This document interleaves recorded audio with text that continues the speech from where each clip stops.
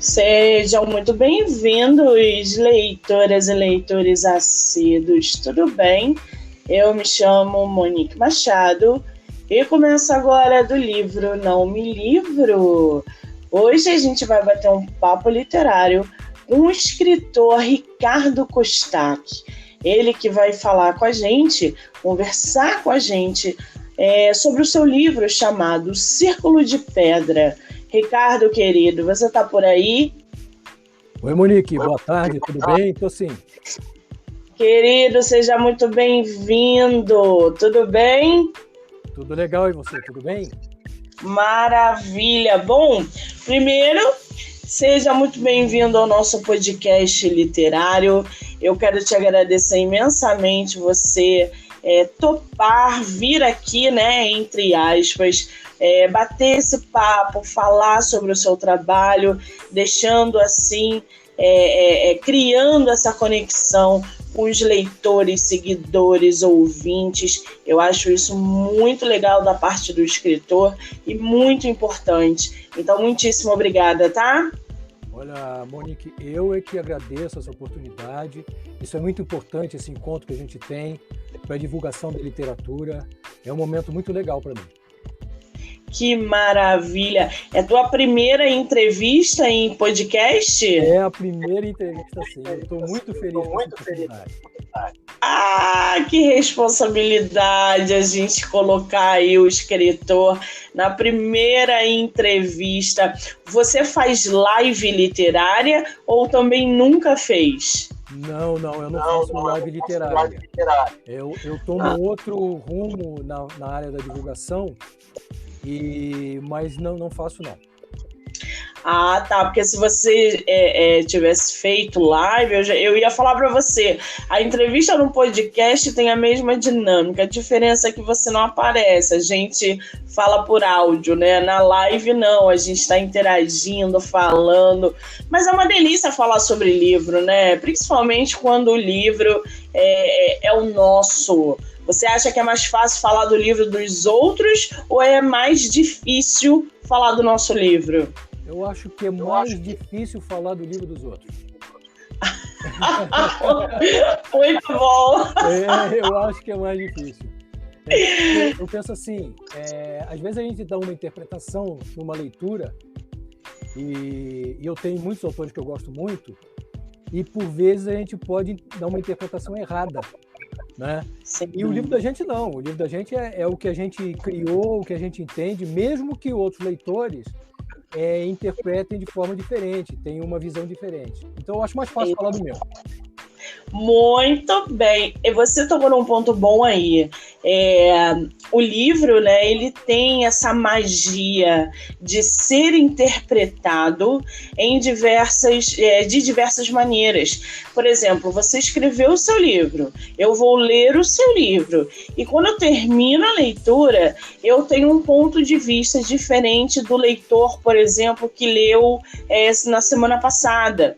Você vai ver que daqui a um ano, quando você relê o teu livro, as ideias vão ser outras. Então, você mesmo vai ter um outro ponto de vista do teu próprio livro. Eu acho que essa magia que acontece é o amadurecimento. Eu, pelo menos, vejo assim. Amadurecimento das ideias, da escrita, do próprio autor. E é muito legal quando vários pontos de vista surgem aí da mesma história. Eu acho isso fascinante. Agora, o Ricardo, você é de qual lugar do Brasil? Olha, eu moro já há muitos anos em Curitiba, no Paraná. No entanto, eu sou conterrâneo seu, sabe? Que maravilha! Você mora em Curitiba há quanto tempo? Olha, eu me mudei para Curitiba em 1982. Você vê, já era nascida.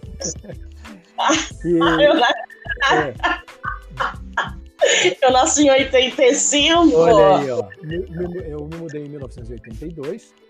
Depois eu fiquei um tempo, trabalhei em Curitiba, mudei para Campo Grande, no Mato Grosso do Sul.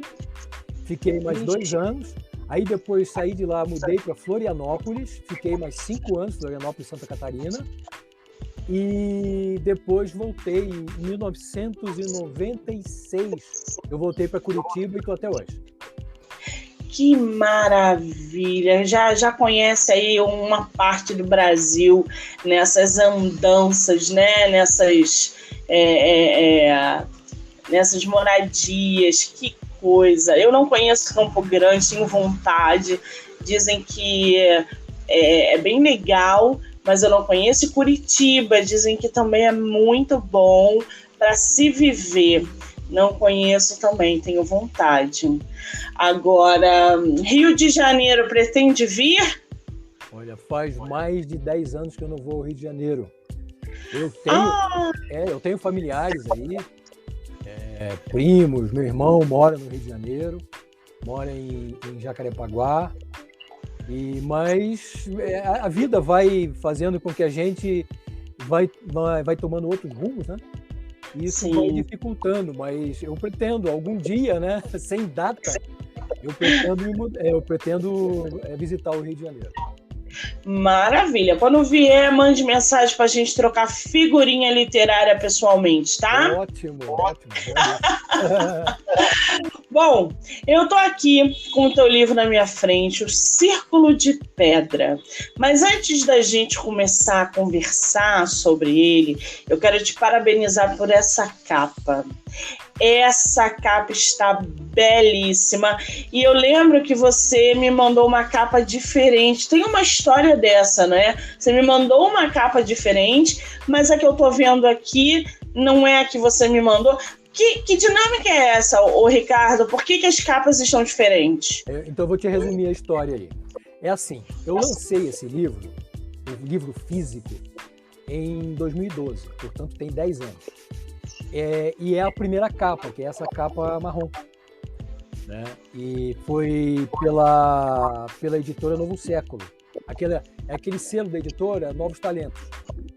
Uhum. Então não era uma criação, eu dei uma ideia, mas não era uma criação minha, né? Eles têm os capistas deles. E depois disso, eu fiquei tão envolvido no meu trabalho, um outro trabalho que eu tive, e agora eu estou aposentado. E aí eu falei assim, eu vou retomar isso aí agora com vontade. E essa segunda capa, que é essa capa com tons vermelhos aí, que eu acho mais bonita, essa capa ela foi criada para um livro, um e-book que eu vou lançar na Amazon dentro de mais ou menos um mês, por aí. Porque eu tô vendo aqui, essa capa que tá no site da Amazon, eu tô com duas capas. O Círculo de Pedra, que parece um dragão, né? Que foi a capa que você me enviou. E eu tenho a capa que tá no site da Amazon. Não é isso? É assim, porque existe um outro livro chamado Círculo de Pedra, mas esse tem um dragão. Essa capa que tem aí é um grifo. É um animal mitológico, não sei se é essa que você está vendo aí. Sim. É um que está sentado, ele está sentado. As duas, na verdade, um está voltado para a sua direita, que é a capa do livro físico, e essa capa vermelha, ela está voltada para o seu lado esquerdo, quem está olhando a capa, né? Sim. E existe um outro livro, que não é meu, que também se chama O Círculo de Pedra. E aí tem um dragão, parece que tem um dragão voando, mas não tem nada a ver comigo, não. Não. O teu livro, não, gente, peraí, senão o pessoal... Vamos conservar, peraí. Tem um livro aqui no site da Amazon chamado O Círculo de Pedra, Ricardo Kostak, não é isso? É isso aí, tá certo. As lendas vivem, não é isso? Esse é meu. Esse é seu. Esse é meu, o livro físico. Ah, tá. Entendi. Esse é o livro físico que está no site da Amazon. Ok. Entendendo.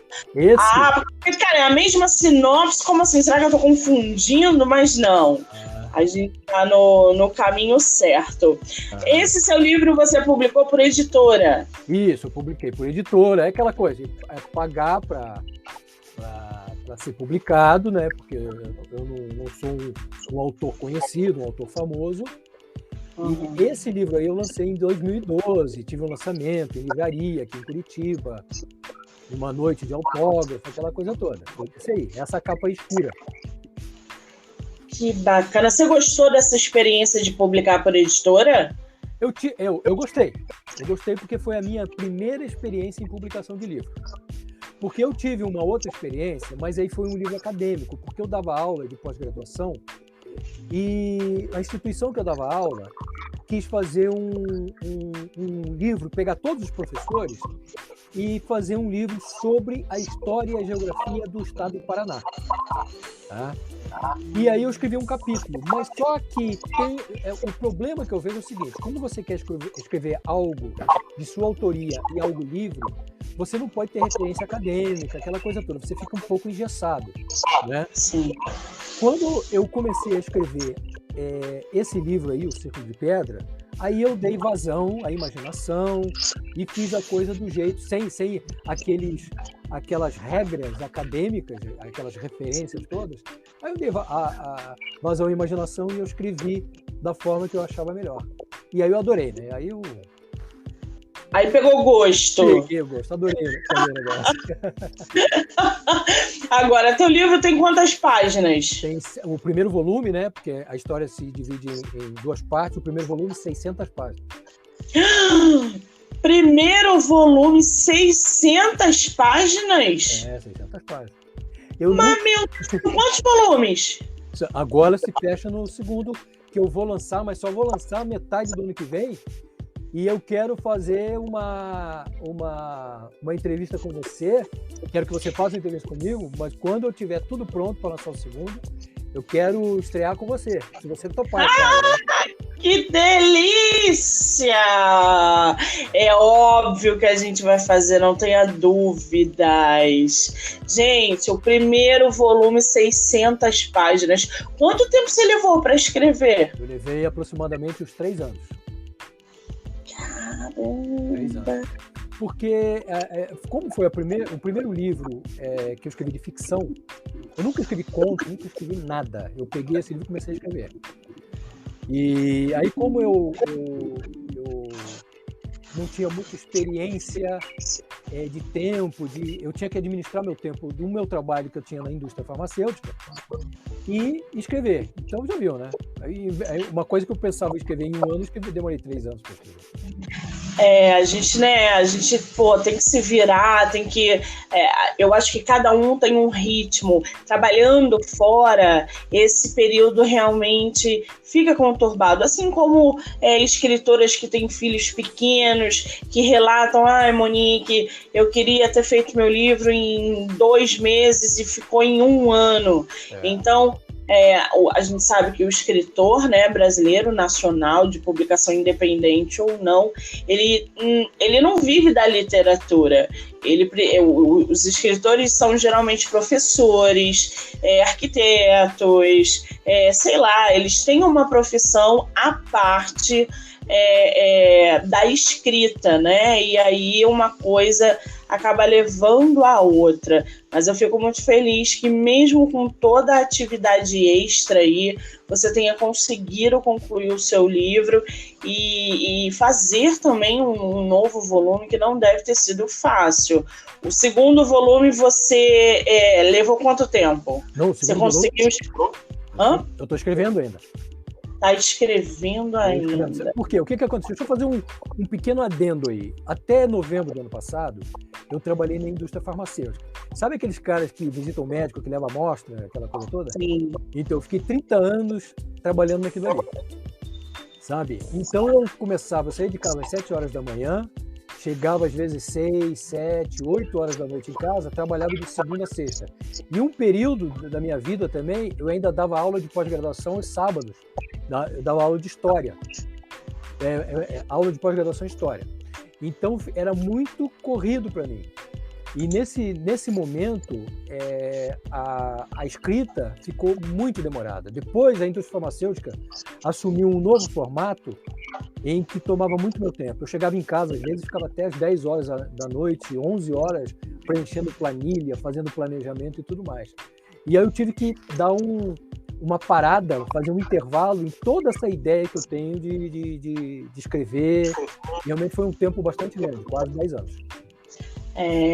Tá achando que é fácil, as pessoas olham, publicar livro é fácil, é só investir em editora. Não, a gente tem que sentar, escrever, a gente procura aí um espaço na agenda entre família, filho, trabalho. É uma loucura essa vida de escritor, gente, vocês não têm noção. Agora eu tô aqui com a sinopse do teu livro.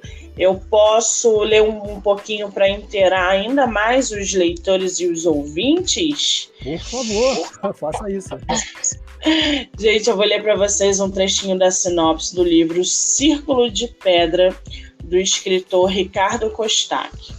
O que você faria se tivesse que guardar o maior segredo de todos os tempos e nunca pudesse revelá-lo a mais ninguém? E se tivesse que conviver com um segredo tão incrível que mudaria sua vida para sempre? 5 jovens estudantes descobrem um segredo guardado por 400 anos que os fará viver a maior aventura de suas vidas. Eles serão levados a descobrir coisas inacreditáveis nessa fantástica jornada, desafiando constantemente suas habilidades, inteligência e coragem. Ricardo, fala um pouquinho do que se trata o seu livro. Então, é assim, em 1539 acontece um naufrágio e ele acontece de uma maneira bastante estranha, bastante bizarra. Perto de uma ilha no litoral brasileiro, na região ali do Nordeste. É uma ilha fictícia. Acontece esse naufrágio. Depois, a história vai de 1539 para 1932. Aí sim, acontece desses alunos fazerem uma prova para passar para uma escola muito especial, onde os melhores alunos conseguem passar. E essa escola fica nessa ilha que aconteceu esse naufrágio em 1539. E uma coisa que eu esqueci de falar é que o livro começa, o prólogo começa com um homem que entra num bar-restaurante perto de um cais e ele senta ali, ele está com os problemas para resolver, ele senta sozinho ali e de repente um ancião chega perto dele e pede para sentar junto com ele. Ele fica meio desconfortável e aceita, muito a contragosto, mas aceita. E esse homem começa a fazer determinadas perguntas para ele que ele acha bastante estranho, porque ele é um escritor, esse homem que chega no bar, não é um ancião. Esse homem que chega no bar, ele é um escritor também. E aí ele começa a ouvir a história que esse ancião começa a contar para ele. E essa história é toda essa história do livro. Não sei se eu... Claro. Sim, bem interessante, hein? Gostei, curti, já vou separar aqui no meu Kindle. Ele tá no Kindle ilimitado, o teu livro? Não. Ele só tem no Amazon, esse primeiro livro aí, ele só está como livro físico. Esse de capa vermelha, que é o mesmo livro, só que ele está revisado e tudo mais, esse vai ser lançado dentro de um mês em Kindle e pela Amazon, né? Mas é a mesma versão, é o mesmo livro, só que eletrônico. Gente, já deixa separado aí, porque o livro vai entrar no site da Amazon, provavelmente vai ficar disponível no Kindle ilimitado, e já separa na listinha de vocês, porque eu adoro história com essa temática, com essa pegada. O que a gente pode esperar no segundo volume? Olha, o segundo volume dá uma reviravolta, é uma saga, é um épico, né? E acontecem coisas... Porque é o seguinte, repare que o subtítulo do livro é As Lendas Vivem. Então eu criei um universo com lendas originais contadas por esses habitantes desse mundo fictício Então, ele sempre vai, a história sempre vai andando com base em muita magia, muita fantasia. Para quem gosta desse tipo de literatura, tem muita coisa assim, e muito plot twist, muita virada, sabe? Que maravilha! Ô, Ricardo, você durante o processo de escrita passou pelo famoso bloqueio criativo? Não, eu ainda bem que eu não tenho bloqueio criativo. Porque assim, quando eu vou escrever um livro, eu tenho que ter a ideia e tenho que saber como o livro vai terminar. A partir do momento que eu chego a essa conclusão, se eu sair escrevendo um livro assim, se eu não sei como é que ele termina, eu fico perdido. Mas se eu sei como ele termina, eu consigo ir por um caminho, mesmo que esse caminho seja sinuoso, eu consigo ir até o final. Como é que eu faço? Por exemplo, hoje eu escrevo todo dia, à tarde, de segunda a sexta e às vezes a sábado também, porque como eu estou aposentado, né?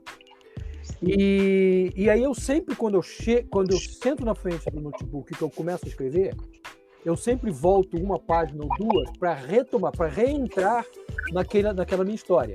E aí a coisa vai. Então nunca tive um bloqueio criativo. Tanto que isso é verdade, que eu tenho mais 6 livros para escrever, fora esses 2 que eu estou falando dessa história aí.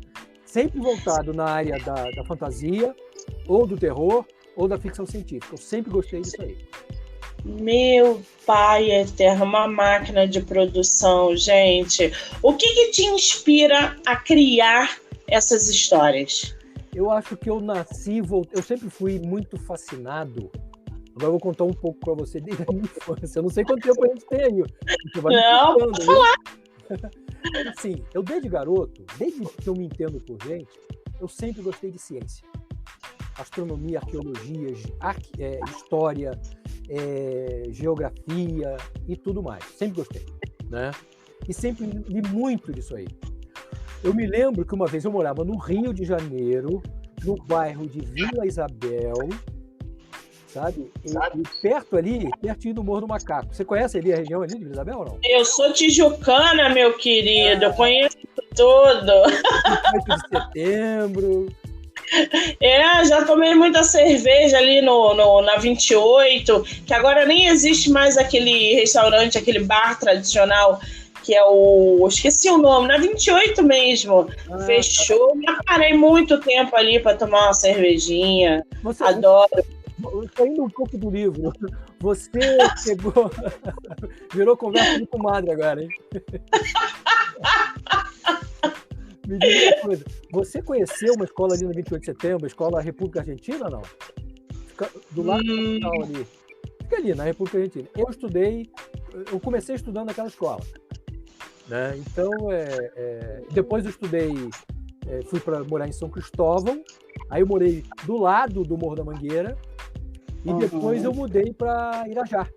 Então, são os 3 locais no Rio de Janeiro. Aí eu morei lá até 21 anos e depois saí do Rio. Então, são os 3 locais no Rio de Janeiro que eu morei. Né? E, aliás, eu nem sei porque eu estava falando disso. Sim, da minha história. Então, olha só. Quando eu tinha mais ou menos uns 8, 9 anos, o meu pai comentou comigo o seguinte: meu filho, está aparecendo no céu toda madrugada um cometa. E eu, fascinado com aquilo, falei assim: pai, me acorda na hora e eu quero ver esse cometa cruzando o céu.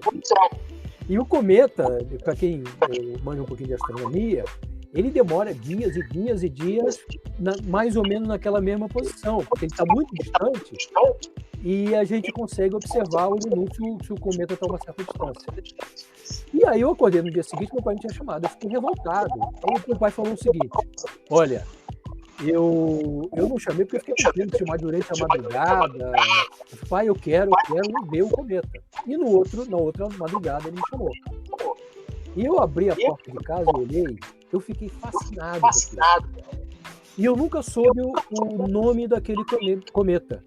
Depois, muitos anos depois, eu fui pesquisar que naquela época, naquele ano, apareceu no céu o cometa Bennet. E a partir daquilo ali, a minha vida foi sempre voltada para a ciência. Quando eu morei em São Cristóvão, eu morei a uns 2 quilômetros, mais ou menos, 2 quilômetros, 2 quilômetros e meio, do Museu Nacional, ali na Quinta da Boa Vista. E eu ia visitar ali, tem dinossauro, tem múmia, tem meteoro Bendegó, ele está lá, é grande, é do tamanho do sofá, mais ou menos. E ele está lá exposto também. E a minha vida sempre foi voltada para esse tipo de coisa. Isso foi me inspirando a escrever coisas do gênero da literatura fantástica, muita ficção científica. E eu digo uma coisa para você também. Uma vez nerd, sempre nerd. Eu estou com 61 anos agora e eu continuo com a mesma mentalidade do meu 18 anos. Mas assim que é bom, né, gente? Imagina. Agora, teu pai teve um papel aí fundamental também, né? Todo essa admiração, incentivo, desde criança. Então, teu pai era escritor também ou não? Não tenho uma família de escritor.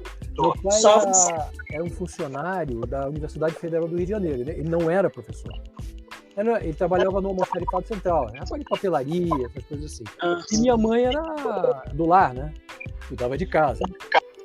Mas uma coisa que eles faziam legal para mim, que eu acho bacana, é que dentro do possível, o meu pai a gente não tinha uma condição financeira assim, abastada, né? Mas dentro do possível, de vez em quando ele comprava livro para mim daqueles que eu pedia. E sempre dessas áreas que eu comentei com você. E eu sempre fui voltado para isso. Isso me ajudou muito a leitura. Muito, muito mesmo. Pois é, eu já ia, inclusive, te perguntar sobre isso, a sua relação com a leitura, né? Porque eu costumo dizer que nem todo leitor é escritor, mas todo escritor tem aí que, por obrigação, ser um excelente leitor. Como é que é a tua relação com a leitura? Eu sempre li muito mesmo. Mas teve um período na minha vida, esses últimos 10 anos, né, que foi mais corrido, eu diminuí, eu não parei de ler, eu diminui a leitura. A partir do momento que eu me aposentei, aí eu voltei com tudo. Eu estou falando aqui dentro de uma salinha bem pequenininha que eu tenho aqui onde eu moro, e onde tem computador e tem meus livros. Se fosse ao vivo, eu queria te mostrar a quantidade de livros que eu tenho aqui. Então, eu sempre, na minha cabeceira tem uma pilha de livros, eu sempre estou lendo. Minha paixão é ler. Que maravilha! O que tu tá lendo agora? Eu tô lendo um livro sobre a Segunda Guerra Mundial. Eu adoro! Qual é o nome? Ele tá lá no quarto, mas eu tô lendo 2 aqui, que estão aqui nessa minha bibliotecazinha. Tá? Um deles também sobre a Segunda Guerra Mundial, que é um tratado de doutorado, que é assim, Os Carrascos Voluntários de Hitler, de Daniel Jonah Goldhagen. Ele mostra o que levou o povo alemão, que era um povo normal, um cidadão normal, de repente ter ódio dos judeus e praticar verdadeiras atrocidades. Pessoas entrevistadas nesse livro disseram: eu tinha simplesmente ódio dos judeus e eu não sei por que eu tinha isso. Foi levado a todo aquele clima que desencadeou na Segunda Guerra Mundial, em que na década de 1920 a Alemanha estava numa situação muito difícil, tinha saído da Primeira Guerra Mundial destroçada, né? Uma situação econômica terrível. E é aquele negócio, numa situação de crise, se surge um salvador da pátria, o povo começa a acreditar. E aí surge o Adolf Hitler. E esse livro mostra justamente o que levou uma boa parte da população alemã a tomar uma atitude contra os judeus, e aí acontecer toda aquela tortura, todas aquelas atrocidades da Segunda Guerra Mundial, né? E um outro livro que eu tenho também, que eu não lembro o título agora, que é um livro de astronomia, que é daquele... hoje eu estou ruim de memória, que é o Tyson, que ele fala muito de astronomia, é um divulgador da ciência. Ele foi um aluno do Carl Sagan. O Carl Sagan, para quem conhece, é um grande... ele já faleceu, foi um grande divulgador da astronomia. né? Ele foi um dos responsáveis pelo Projeto 7, que procura, através de radioastronomia, vida extraterrestre, né? O Carl Sagan. E ele criou, décadas atrás, um seriado, passou na televisão, uma série de documentários, que de nome Cosmos. E aí, esse Tyson, ele é um discípulo dele, do Carl Sagan, e ele é um grande divulgador da astronomia. E ele escreveu alguns livros, e eu estou lendo esse livro agora. E eu não vou sair agora da live. Não precisa ir puxar na mente, não. Mas eu estou lendo esses 2 livros aí. Então são os 3 livros que eu estou lendo agora. Que maravilha! Agora, Ricardo, você como leitor, como escritor, a gente está vendo aí no mercado editorial, de publicação, no meio literário, que os e-books estão cada vez mais ativos no mercado. Você como escritor, né, tem a versão e-book, tem o seu livro em versão física. A gente vê que os leitores, às vezes, preferem consumir o digital pela praticidade, comodismo, até, às vezes, pelo próprio preço, que é muito diferente. Como é que você vê essa relação entre o livro físico e o livro digital, como escritor e como leitor? Olha, eu penso assim, acho que dá para conviver. Não dá para negar a tecnologia, né?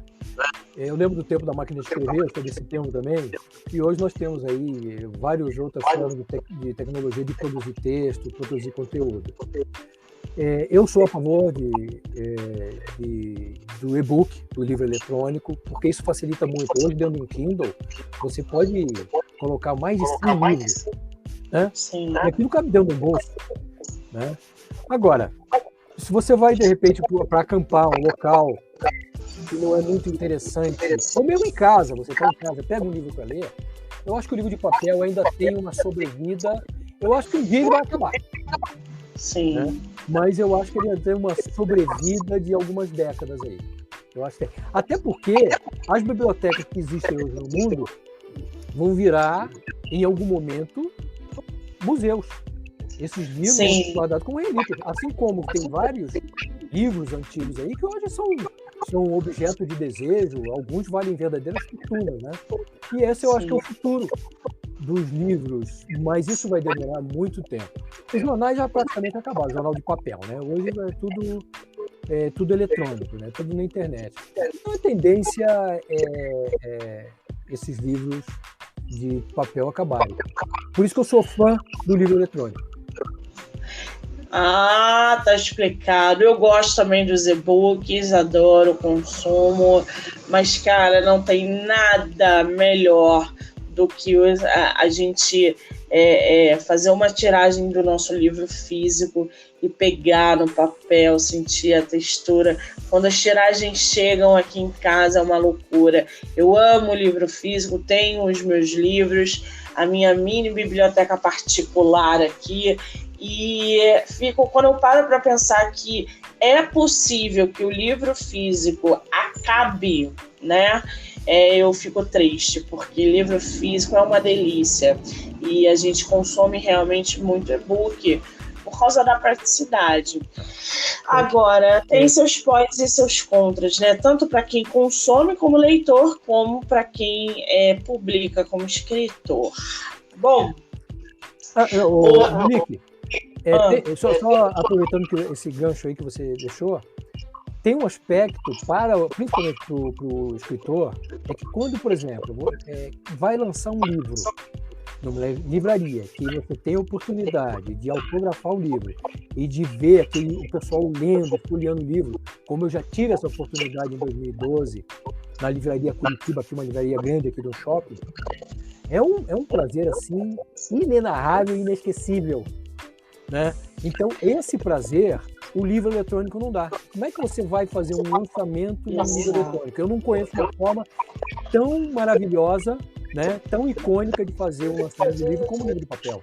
E aí eu acho que nesse aspecto o livro em papel, o livro físico é insubstituível. Exatamente, falou tudo agora. Ô Ricardo, relacionado ao teu livro, você separou aí pra gente um trechinho do teu livro? Não, eu não separei, mas como eu tenho, é claro, eu deixei ele aqui do lado, né? Eu vou então ler um trecho aqui, bem no início, que é o prólogo. Um trechinho do prólogo, para não ficar muito cansativo para o ouvinte, porque o prólogo é meio grandinho, então só um trechinho aqui, um parágrafo, talvez. Então é assim, posso começar? Claro, por favor. A caminhonete vermelha rodava pelas ruas quase desertas da região portuária.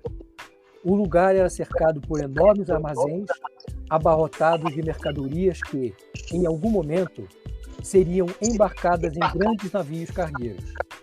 O veículo reduziu a velocidade até estacionar próximo ao único bar-restaurante das redondezas.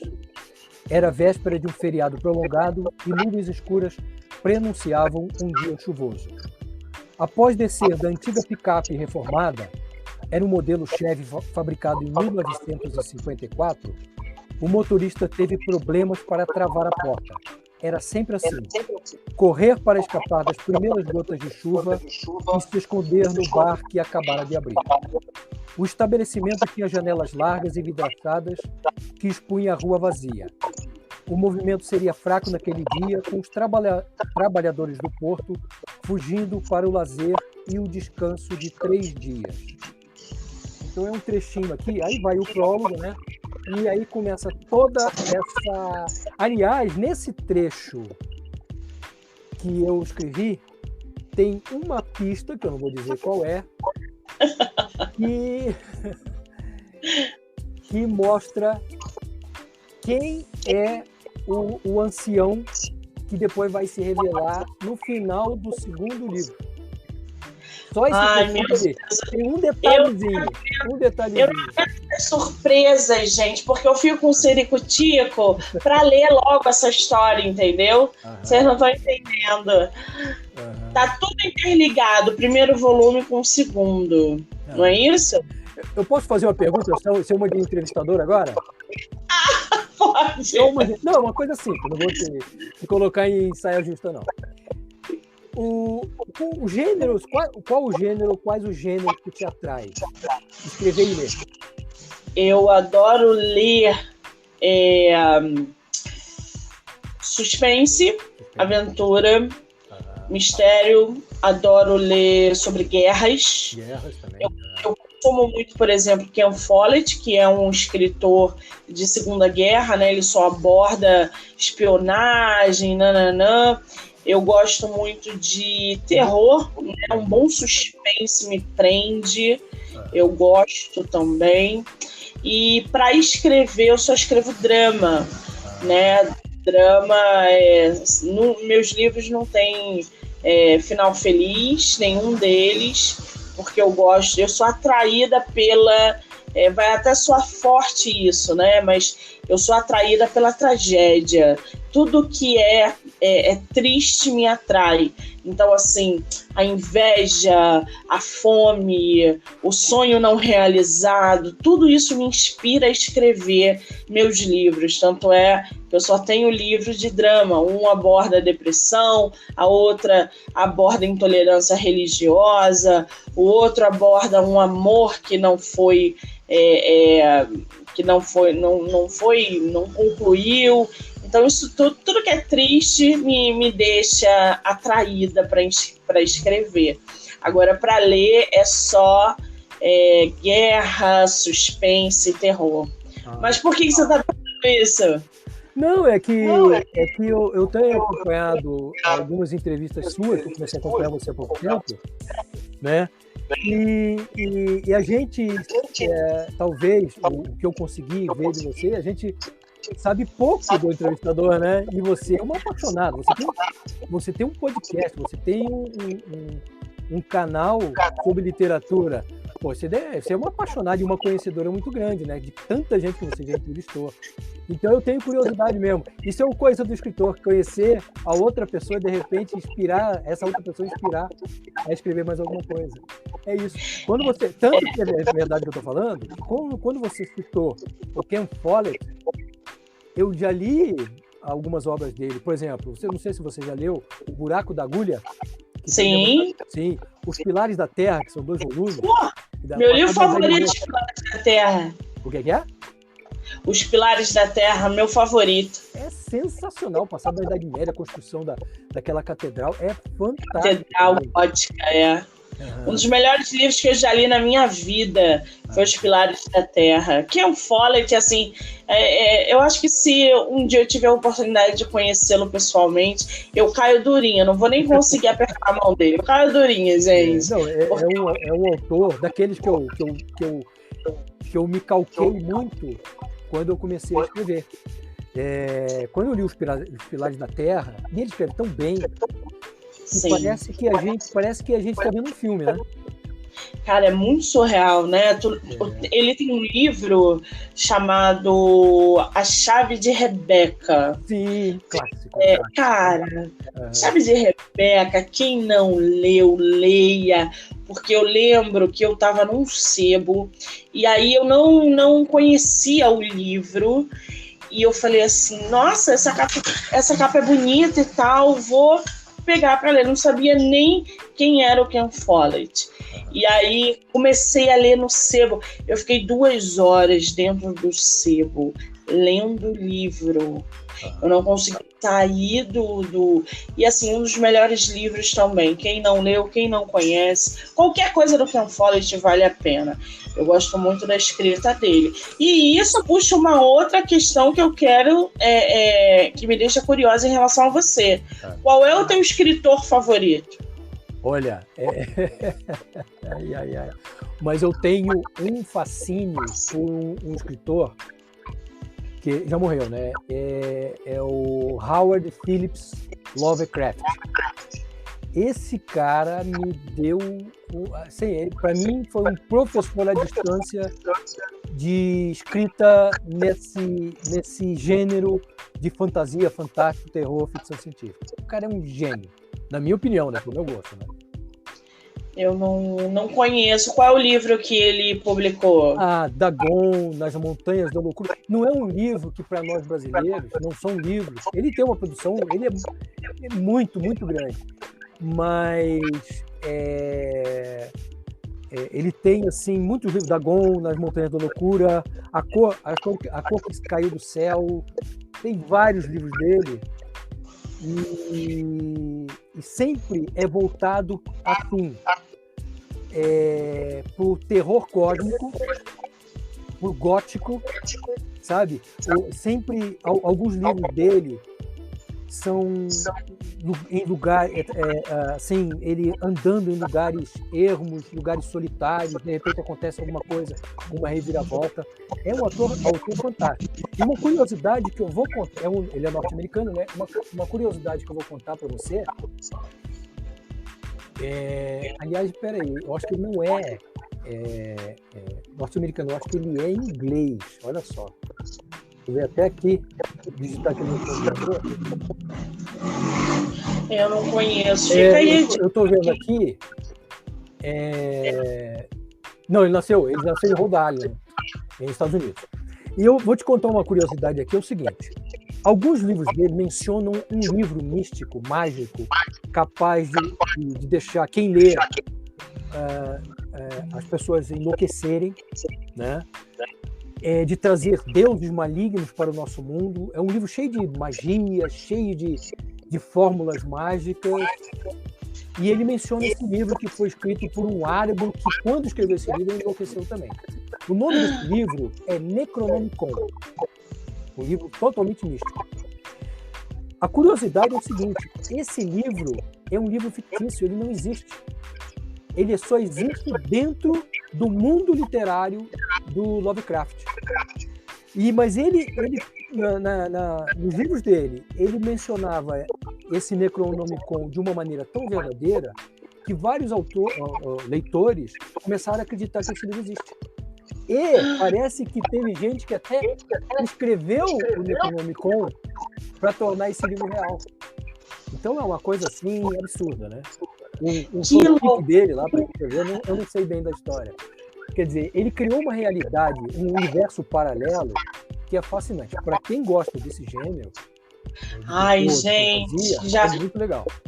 Já vou anotar aqui, separar o nome. Isso lembra muito a dinâmica de construção de trama de Zafon, né? Em A Sombra do Vento. Sim, mas o Lovecraft, ele é mais tenebroso, sabe? Mais gótico.